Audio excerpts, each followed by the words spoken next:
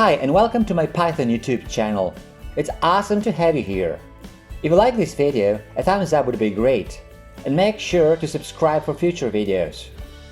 I also have a blog at prosperocoder.com with lots of cool stuff, so feel free to check it out.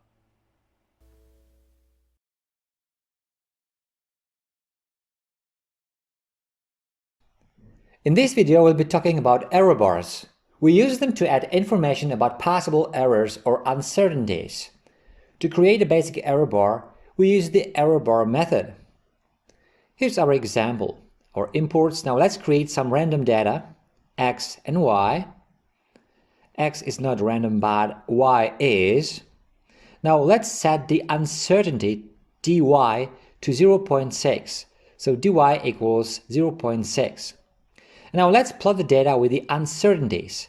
The y_er argument determines uncertainty, and the fmt argument formats the lines and points just like in the plot method.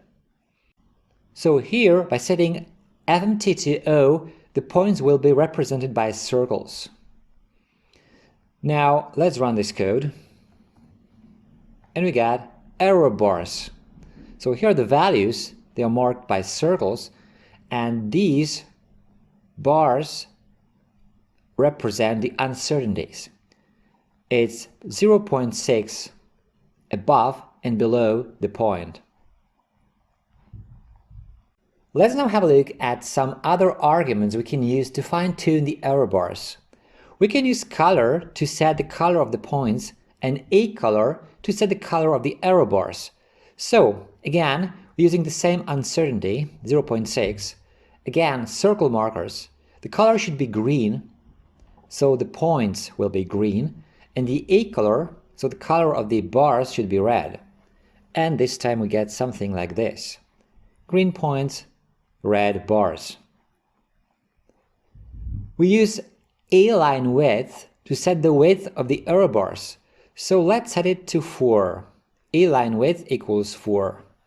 And we will get thicker error bars.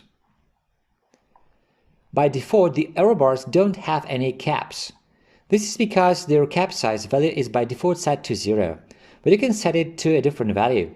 So let's set cap size to 3. And this time we're gonna get this. Cap here, cap here. You can also specify horizontal error bars by setting the value of x_er instead of y_er. So let's define an uncertainty in the horizontal direction, 0.9 dx, and now we can use this and assign it to the x_er argument.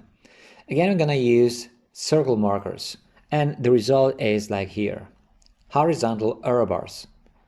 Or we can use both horizontal and vertical error bars. So let's use our dx and dy values to create these error bars and circle markers. And the output looks like so. So I have horizontal and vertical error bars. Okay, that's it for this video. If you like it, a thumbs up would be great. Also, make sure to subscribe for future videos. If you want to leave a comment or ask a question, you're welcome to do so. Thanks for watching.